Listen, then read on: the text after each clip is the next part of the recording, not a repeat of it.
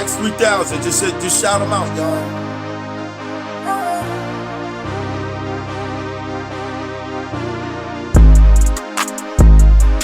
Think I'm a mega, also female and mega.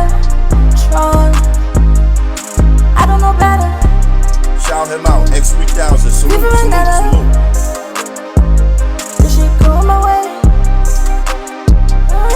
Go my way. Yeah, the last 6 months, You bitches is I've been going in. I started making beats years ago. Like, I actually made my first beat on one of my albums, the Bar album. I did the first beat, and it made that album. But I was just playing. It's like I was using Neo MPC.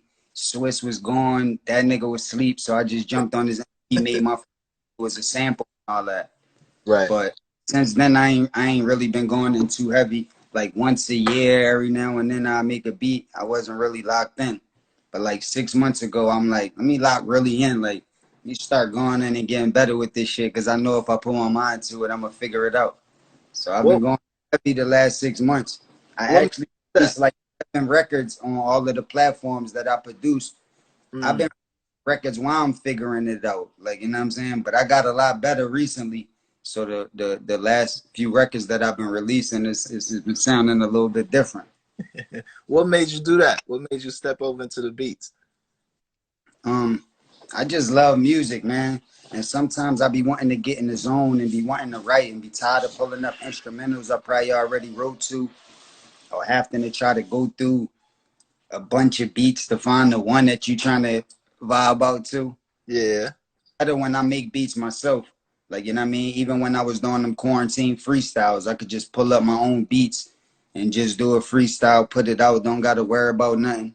You know what I mean? If I want to get in the zone, if my producers don't got the beats for me, then I could always find a beat myself and just lock in. So it make it better. And it make me more of a force as far as music is concerned. I'm more of an impact now. I could do more and bring more to the table when I'm in the stew. Aside of all of the other shit that I've been could do, now I could even do a little bit more.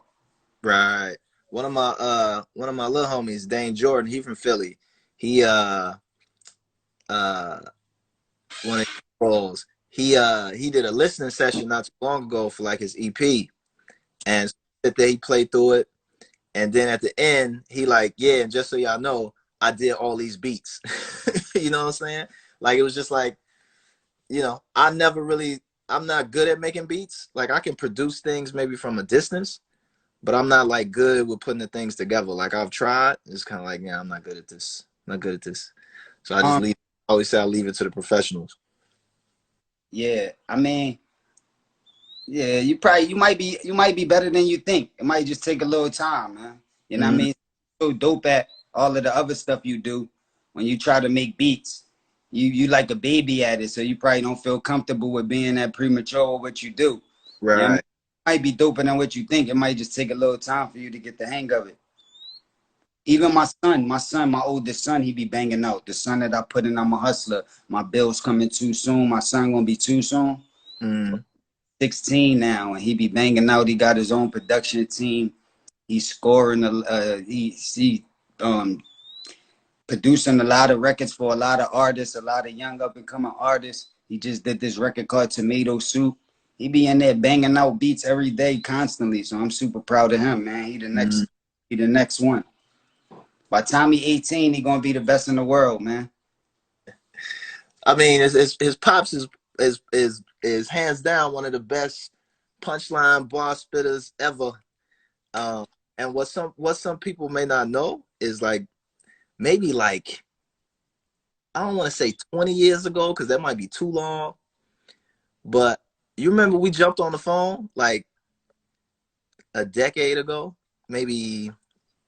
Man, when did that first Rough Ride, or that was it volume 2 with the Larceny joint on there? Don't make the breeze like I hate to squeeze. That'll make your face pizza cheese. You need to leave because you don't stand a chance, man. I get greasy like mechanic hands. Lupe know that shit. That's hard. That shit made my day. Me and Cash jumped on the phone like, man, maybe 15, 16, around that era when that had dropped. Yeah, that was 20 years ago. and you was moving around the industry just cutting people up, just eating people alive. I say And about 18 years ago. and my homie, shout out to my homie Be Nice, he had put us on the phone, and I kicked the verse and you had kicked the verse, and I was like, for me it was just like always inspiration to see people that do what you do at a higher level, but you get to engage and interact with them, and trade bars, and still sharpen still, as they say. And I always looked at you as one of those people where you were scary, you know what I'm saying? Like, you're a scary dude when it comes to the bars, right? Yeah. But also like an inspiration and like a motivation to get better, and to always like, you look at what you do and be like, it's not as good as Cass. I got to get as good as Cass. You know what I'm saying? Like, there's a dude out on the same age as I am. What he's doing is levels above what I'm doing. I need to get to where he at. And that's the reason I do it for. Like, when I was in elementary school, right? I was in this after school program, this fire prevention program. And I was born into hip hop. Like, my mom and my dad used to rap before I was even born. Like, when they was having sex to make me, they was writing raps together and all that. So I was born into rap, but I never like really locked in. Like, when I got with my friends sometimes to Genesis games, if you go to the option mode on the Genesis games, they would play the instrumental to every board.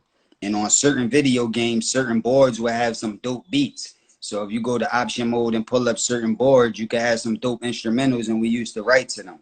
So that's when I first started writing, but it was like a game. I ain't really take it serious to consider myself a rapper. When I'm in this after school program, the teacher going around the class asking people what they want to be when they grow up. Everybody giving these generic answers: doctor, a lawyer, a firefighter. So when they get to me, they like, what you want to be? I'm like, man, I'm going to be a rapper. So the teacher like, you're going to be a rapper, write a rap about this fire prevention program, come to school tomorrow, say the rap, and we'll let you know if you got what it takes to be a rapper.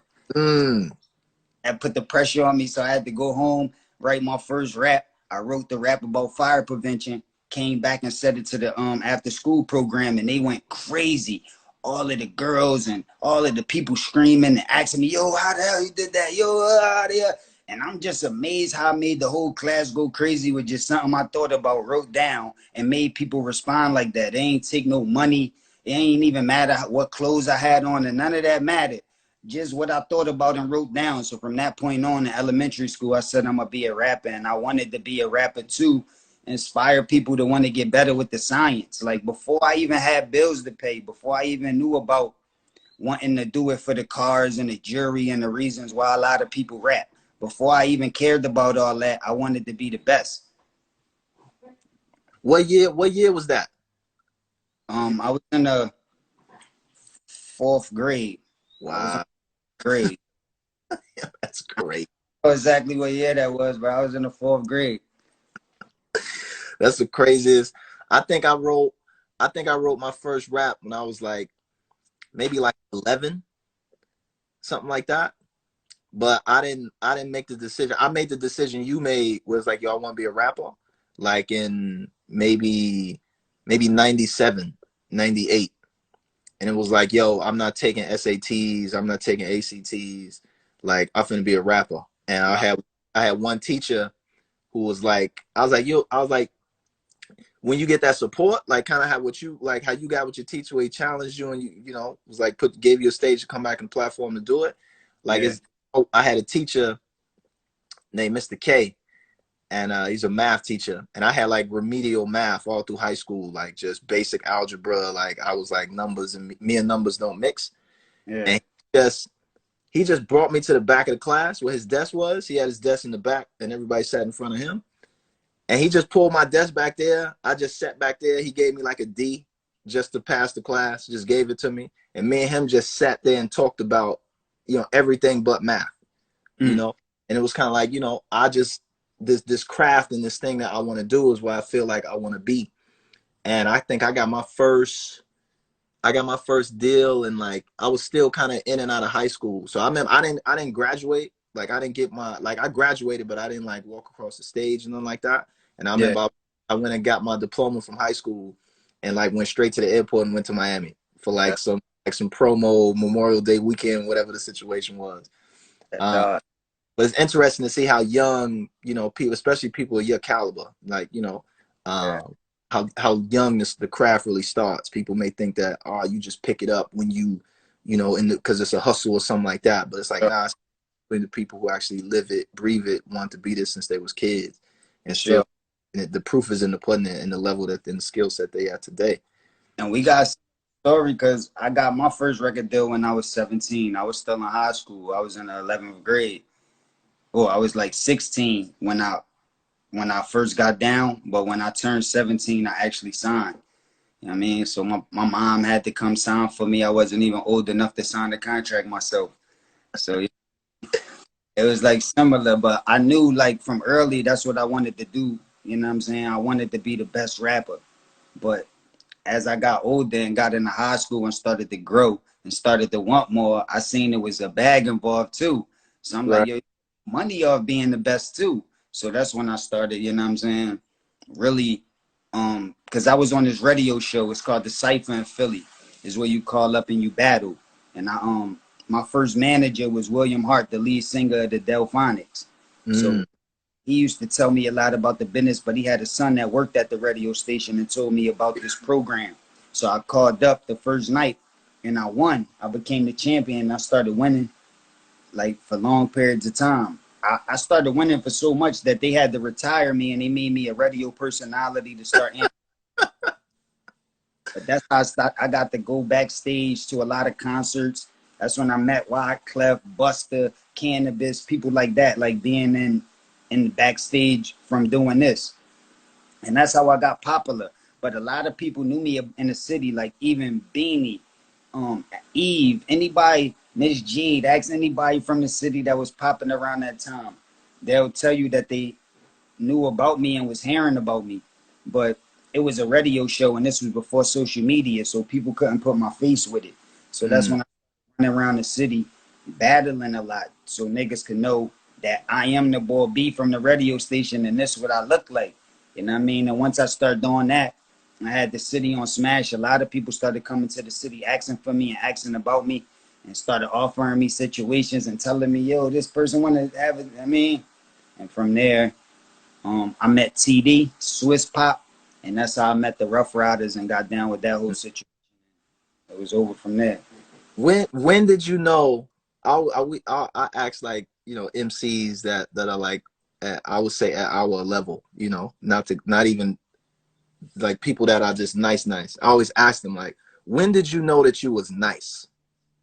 Like when did you look and was like, yo, I'm nice, you know, like I'm really good at this, like for real.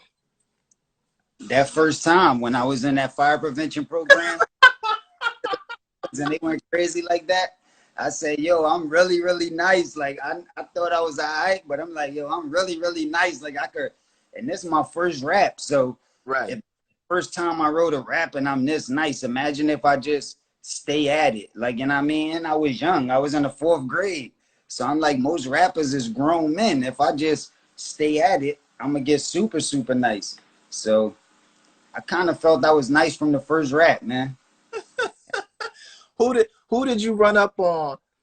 See, I had the piece where I was like I think I'm good, but I always had like the confidence where I was like, you know, I don't know. And I always had like levels of people that I run into almost like a video game. So you think you nice, you put it on easy mode, you whooping dudes, you doing this. Then you put it on like medium or whatever.